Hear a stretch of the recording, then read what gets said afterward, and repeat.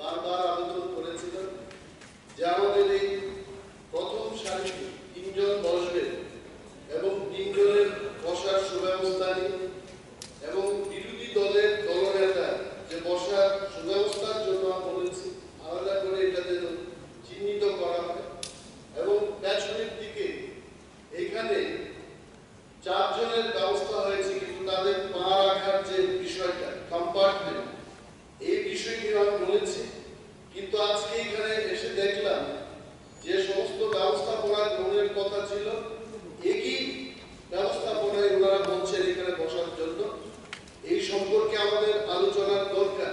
আমাকে বলা হলো যে একটা কম্পার্টমেন্ট যেটা একটা দলের জন্য রাখা হবে আর একটা কম্পার্টমেন্টে গিয়ে বসার কোনো সুবিধা নেই। তাহলে এই হাউসের মধ্যে আমি বলবো যে এমন কোন দল বলতে পারবে যে নির্বাচনে সে ৩টি এমএলএ নিয়ে আসবে বা ৫ জন এমএলএ নিয়ে আসবে এটা কেউ বলতে পারবে না।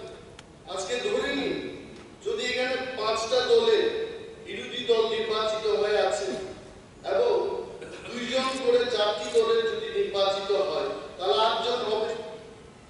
পঞ্চম দলের যদি ১২ জন করে নির্বাচিত হয় তাহলে ২০ জনের মধ্যে সে ১২ জনের বিরোধী দলনেতা থাকবে। ঠিক আছে, এখানে আপনার কথাটা আমি বুঝতে পারছি। সিটিং অ্যারেঞ্জমেন্টের প্রবলেম তো এবং দেখুন এইটা শুনুন এই হচ্ছে যে এটা হবে, এটা আপনার প্রস্তাবটা ঠিক আছে, পরে কি বিবেচনা করা হবে বলছি শুনুন।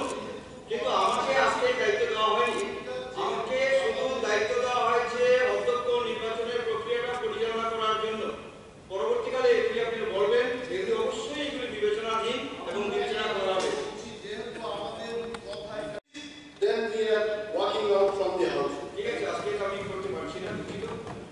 কারণ আমাকে যে দায়িত্ব দেওয়া হয়েছে শুধু নির্বাচনের দায়িত্ব দেওয়া হয়েছে, অধ্যক্ষ নির্বাচনের বিষয়টা